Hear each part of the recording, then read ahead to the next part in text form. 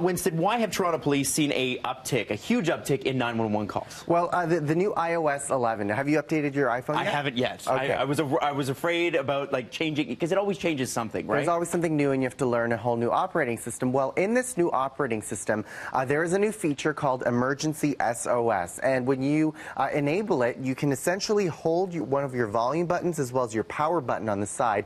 You can either hold it or click it 5 times really fast, and it'll call emergency services. And people have been finding out about this new safety tool. It's a safety in a situation where you need help. So if you get your hand in your pocket, you can click and call. Get help, right? So it can be a very helpful feature. So people trying to figure out how to use it, they've been testing this feature, and they've seen an uptick in calls. And they have they put this tweet out saying, "New iOS operating system 911 feature. Please do not try it out. It works. It works."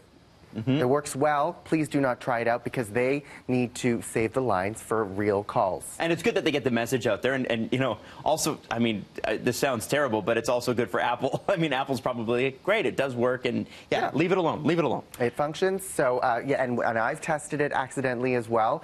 So don't do what I did. Also, this is a very important message here. There's a program called CCleaner, and it is a program that you have on your computer that you could use to clean out the software that you don't use all the time. It takes out all traces of files and it'll delete it. Well, 2 million users have been affected by this through a software hack. A hack knowing that a lot of people have this program installed.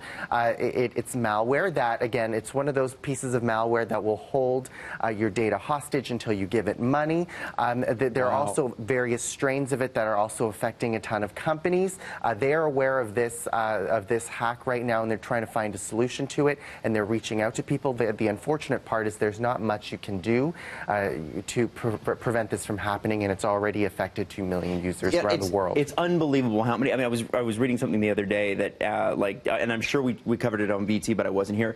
If you search Avril Lavigne's name, the chances of a malware site coming up are huge. I mean, this stuff kind of sneaks into anything, so you have to be very, very careful. Yeah, and I mean, it's also through your everyday practices too, right? You know, we talk about this day in, day out, your password, best practices, emails as well, people clicking on links. There's been an email moving around some of us here at the office where if you click on a link, you get taken to one of those sites where you have to provide your credit card, and then they take that information and they can do harmful things. So this is not only affecting people at home, it's affecting people in many businesses. So you just have to be careful as you're browsing through your emails. Absolutely.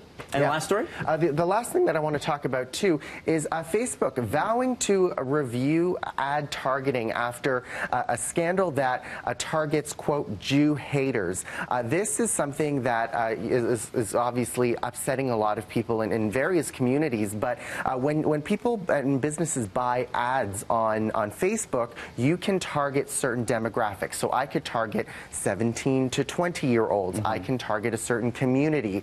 And through keywords that you type into the system, it will, I guess, it'll target those people accordingly. And someone discovered that you can target anti-Semitic people by using this term.